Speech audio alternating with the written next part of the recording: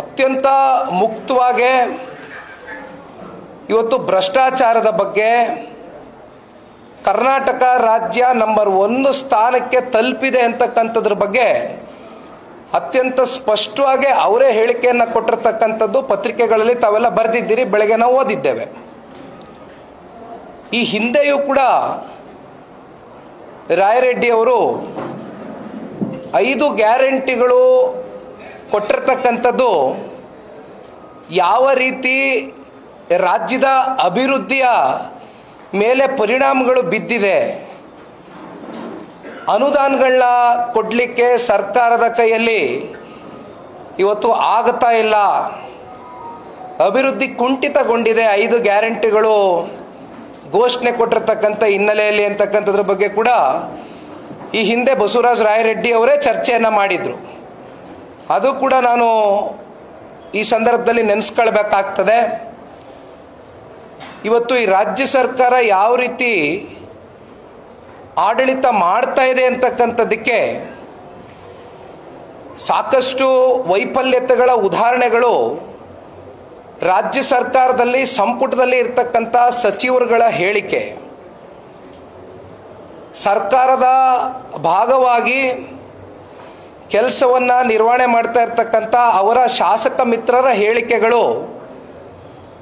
ಈಗೇನೊಂದು active inter portal ಮಾಡ್ಕೊಂಡಿದ್ದೀವಿ ನಾವಿಲ್ಲಿ, ಪೋರ್ಟಲಲ್ಲಿ ಇವತ್ತು ಈ ವೆಬ್ಸೈಟ್ನ ನೀವು ಮಾಧ್ಯಮದ ಸ್ನೇಹಿತರು ಕಾಣಬಹುದು. ಈ ವೆಬ್ಸೈಟ್ ಮೂಲಕ ನಾನು ಸಾಕಷ್ಟು ವಿಷಯಗಳು, ಹೇಳಿಕೆಗಳು ಕಳೆದ 2 ವರ್ಷದಿಂದ ಆಡಳಿತ ಪಕ್ಷದಲ್ಲಿ ಇರ್ತಕ್ಕಂಥ ಶಾಸಕ ಮಿತ್ರರ ಪ್ರತಿಯೊಂದು ಹೇಳಿಕೆ ಕೂಡ ತಮ್ಮ ಪತ್ರಿಕೆಗಳಲ್ಲಿ ತಾವೇ ಇದನ್ನು ಎಸ್ಟಾಬ್ಲಿಷ್ ಮಾಡ್ಕೊಂಡಿದ್ದೀರಿ, ಬಿತ್ತರಿಸಿದ್ದೀರಿ. ಯಾವ ದಿನಾಂಕ, ಯಾವ ಪತ್ರಿಕೆಯಲ್ಲಿ ಈ ಹೇಳಿಕೆಗಳು ತಮ್ಮ ಮೂಲಕ ರಾಜ್ಯದ ಜನತೆಗೆ, ಸಚಿವರು, ಶಾಸಕರ, ಆಡಳಿತ ಪಕ್ಷದ ಸಚಿವರು, ಶಾಸಕರುಗಳ ಹೇಳಿಕೆ ಬಂದಿದೆ ಅಂತಕ್ಕಂಥದ್ದು ಕೂಡ ನೀವು ಈ ವೆಬ್ಸೈಟ್ನಲ್ಲಿ ಕಾಣಬಹುದು. ಈ ಸಾಕಪ್ಪ ಸಾಕು, ಕಾಂಗ್ರೆಸ್ ಸರ್ಕಾರ ಸಾಕು ಅಂತಕ್ಕಂಥ ಅಭಿಯಾನ ಒಂದು ದಿನದ ಅಭಿಯಾನ ಅಲ್ಲ. ಮುಂಬರ್ತಕ್ಕಂಥ ದಿನಗಳಲ್ಲಿ ಬಹುಶಃ ಅಲ್ಲಿ ಇನ್ನೊಂದು ನೀವು ಗಮನಿಸ್ಬೋದು, ರಾಜ್ಯ ಸರ್ಕಾರ ಯಾವ ರೀತಿ ಸಚಿವರುಗಳನ್ನ, ಅವರ ಸ್ವಪಕ್ಷದ ಸಚಿವರನ್ನ ಹನಿ ಟ್ರ್ಯಾಪ್ ಮಾಡಿದ್ದಾರೆ, ಜೊತೆಯಲ್ಲಿ ಅವರ ನವದೆಹಲಿಯಲ್ಲಿ ಕೂತಿರ್ತಕ್ಕಂಥ ಹೈಕಮಾಂಡ್ಗೆ ಮನಿ ಟ್ರ್ಯಾಪ್ ಮಾಡಿದ್ದಾರೆ. ಅದೇ ರೀತಿ ನಮ್ಮ ರಾಜ್ಯದ ಪ್ರತಿಯೊಬ್ಬ ಕನ್ನಡಿಗನ ಮೇಲೂ ತೆರಿಗೆ ಟ್ರ್ಯಾಪ್ ಮಾಡಿದ್ದಾರೆ ಅಂತಕ್ಕಂಥದ್ದು ಕೂಡ ಬಹಳ ಸ್ಪಷ್ಟವಾಗಿ ಒಂದು ವೆಬ್ಸೈಟ್ನಲ್ಲಿ ನಾವು ಹೇಳ್ಕೊಂಡಿದ್ದೇವೆ. ಇದು ಅತ್ಯಂತ ದುರಾದೃಷ್ಟಕರ ಸಂಗತಿ. 136 ಅಥವಾ 138 ಶಾಸಕರನ್ನ ಈಗ ಹೋಗಿ ತಲುಪಿದ್ದಾರೆ ಕಾಂಗ್ರೆಸ್ನ ಪಕ್ಷ. ಅಂದಿನ ಸಾರ್ವತ್ರಿಕ ಚುನಾವಣೆಯಲ್ಲಿ 136 ಸ್ಥಾನವೋ 138 ಸ್ಥಾನವೋ ಹೋಗಿ ತಲುಪಲಿಕ್ಕೆ ನಾನಾ ಕಾರಣಗಳಿದೆ. ಅದ್ರ ಬಗ್ಗೆ ನಾನು ಇವತ್ತು ಚರ್ಚೆ ಮಾಡಲಿಕ್ಕಿಲ್ಲ. ಆದರೆ ಒಂದು, ಈ ಹಿಂದೆಯೂ ಕೂಡ ಜನತಾದಳ ಪಕ್ಷ, ನಮ್ಮ JDLP ನಾಯಕರಾಗಿರ್ತಕ್ಕಂಥ ಬಾಬಣ್ಣ ಅವರು ಇದ್ದರು, ನಮ್ಮೆಲ್ಲರ ಪಕ್ಷದ ಹಿರಿಯ ಕಿರಿಯ ಹಾಲಿ ಮಾಜಿ ಶಾಸಕರ ನೇತೃತ್ವದಲ್ಲಿ ಫ್ರೀಡಂ ಪಾರ್ಕ್ನಲ್ಲಿ ನಾವೊಂದು ಪ್ರತಿಭಟನೆಯನ್ನು ಮಾಡಿದ್ವು. ಆ ಪ್ರತಿಭಟನೆಯಲ್ಲಿ ಮುಖ್ಯವಾದಂಥ ಅಂಶ ನಾವು ಇಟ್ಟಂಥದ್ದು 5 ಗ್ಯಾರಂಟಿಗಳ ಬಗ್ಗೆ. ಕಳೆದ ಸಾರ್ವತ್ರಿಕ ಚುನಾವಣೆಯಲ್ಲಿ ತನ್ನ ಪ್ರಣಾಳಿಕೆಯಲ್ಲಿ 5 ಗ್ಯಾರಂಟಿಗಳನ್ನ ಘೋಷಣೆ ಮಾಡಿದಂಥ ಈ ರಾಜ್ಯ ಸರ್ಕಾರ ಎಷ್ಟರ ಮಟ್ಟಿಗೆ ಆ 5 ಗ್ಯಾರಂಟಿಗಳನ್ನ ಪ್ರತಿ ತಿಂಗಳು ನಾವು ಫುಲ್ಫಿಲ್ಮೆಂಟ್ ಮಾಡ್ಕೊಂಡು ಬರ್ತೇವೆ ಅಂತಕ್ಕಂಥ ವಿಚಾರವಾಗಿ ಪ್ರಸ್ತಾವನೆಯನ್ನು ಮಾಡಿದರು. ಆದರೆ ಇಲ್ಲಿಯವರೆಗೂ ಅವರು ಕೊಟ್ಟಂಥ ಮಾತಿನ ಪ್ರಕಾರವಾಗಿ ನಡೆದುಕೊಂಡಿದ್ದಾರಾ ಅಂತಕ್ಕಂಥದ್ರ ಬಗ್ಗೆ ಸಾಕಷ್ಟು ಪ್ರಶ್ನೆಗಳ ಸದನದ ಒಳಗಡೆ ಸದನದ ಹೊರಗಡೆ ಎರಡೂ ಕಡೆ ನಾವು ರಾಜ್ಯ ಸರ್ಕಾರಕ್ಕೆ ಪ್ರಶ್ನೆಯನ್ನು ಇಟ್ಟಿದ್ವು.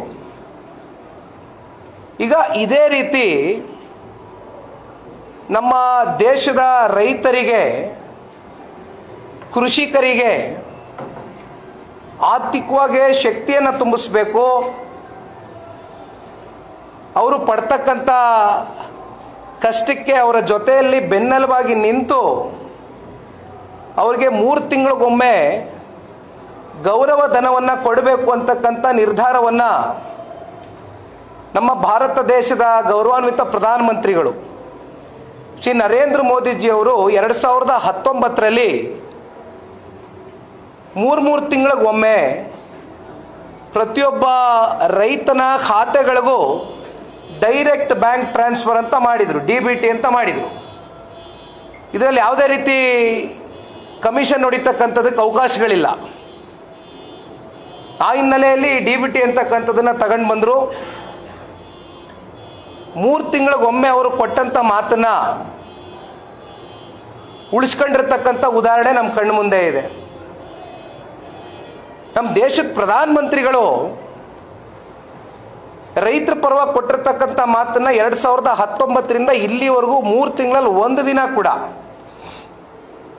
ಯಾವುದೇ ಡೇಟಲ್ಲಿ ಹಿನ್ನಡೆ ಆಗಿಲ್ಲ. ಅವ್ರು ಕೊಟ್ಟಂಥ ಮಾತನ್ನು ಉಳಿಸ್ಕೊಂಡಿದ್ದಾರೆ, ಕ್ಯಾಲೆಂಡರ್ ಪ್ರಕಾರವಾಗಿ ಕೊಟ್ಟಿದ್ದಾರೆ. ಆದರೆ ಇಲ್ಲಿ ಗ್ಯಾರಂಟಿಗಳ ವಿಚಾರಕ್ಕೆ ಸಂಬಂಧಪಟ್ಟಂತೆ ಇತ್ತೀಚೆಗೆ ನಡೆದಂಥ ಉಪಚುನಾವಣೆನೇ ಒಂದು ಉದಾಹರಣೆ, ಒಂದು ಸಾಕ್ಷಿ. ಚನ್ನಪಟ್ಟಣ, ಶಿಗ್ಗಾವಿ, ಸಂಡೂರು 3 ಉಪಚುನಾವಣೆಗಳಲ್ಲಿ ಈ ಹಿಂದೆಯೂ ಕೂಡ ನಾನು ಪ್ರಸ್ತಾವನೆ ಮಾಡಿದ್ದೇನೆ. ಯಾವ ರೀತಿ 48 ಗಂಟೆಗಳ ಒಳಗೆ just before the voting day ಮತ ಚಲಾವಣೆ ಮಾಡ್ತಕ್ಕಂಥ 48 ಗಂಟೆಗಳ ಪೂರ್ವದಲ್ಲಿ ಕೇವಲ 3 ಉಪಚುನಾವಣೆಗಳ ಕ್ಷೇತ್ರಗಳಿಗೆ 6 ತಿಂಗಳು 8 ತಿಂಗಳುಗಳ ಅಲ್ಲ 3 ತಿಂಗಳು 4 ತಿಂಗಳುಗಳ ಹಣಕಾಸು ಹತ್ತತ್ರ 6,000ವೋ 8,000ವೋ 4,000ವೋ ಎಷ್ಟೋ ಕೊಟ್ಕೊಂಡಿದ್ದಾರೆ, ಹಿಡಿದಿಟ್ಟು ಕೊಟ್ಟರು. ಅದಕ್ಕಿಂತ ಪೂರ್ವದಲ್ಲಿ ಲೋಕಸಭಾ ಚುನಾವಣೆಯಲ್ಲಿ ಏನಾಯಿತು?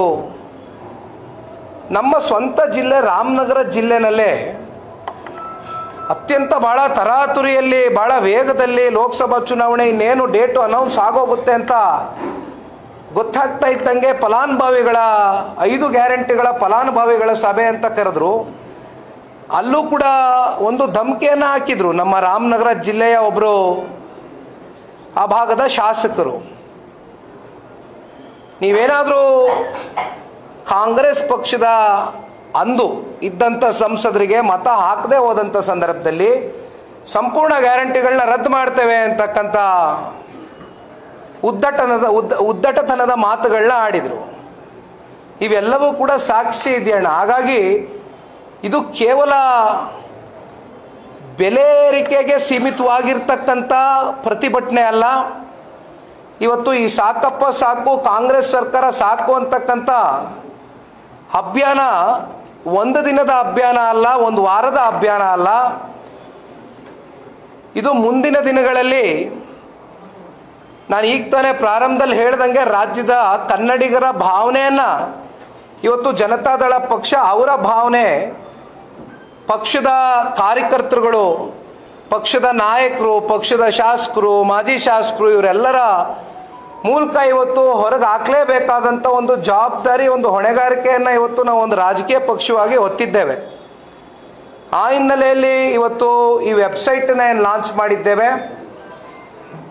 ನಾನು ಇನ್ನೂ ಒಂದು ಮಾತು ಹೇಳಿದ್ದೇನೆ, ಮತ್ತೆ ಹೇಳ್ತೇನೆ, ಪ್ರತಿಯೊಬ್ಬ ಕನ್ನಡಿಗನೂ ಕೂಡ ದಯಮಾಡಿ ಈ ವೆಬ್ಸೈಟ್ನಲ್ಲಿ ನೀವು ರಿಜಿಸ್ಟರ್ ಮಾಡ್ಕೊಳ್ತಕ್ಕಂಥದ್ದಕ್ಕೆ, ನಿಮಗೆ ಫಾರ್ಮ್ ಫಿಲ್ಅಪ್ ಮಾಡತಕ್ಕಂಥದ್ದಕ್ಕೆ ಇವತ್ತು ಡಿಜಿಟಲ್ ಫಾರ್ಮ್ಯಾಟ್ನಲ್ಲಿ ನಿಮಗೆ ಎಲ್ಲವೂ ಕೂಡ ಇವತ್ತು ನಿಮ್ಮ ಕಣ್ಮುಂದೆ ಈ ಒಂದು ವೆಬ್ಸೈಟ್ನಲ್ಲಿ ಇದೆ.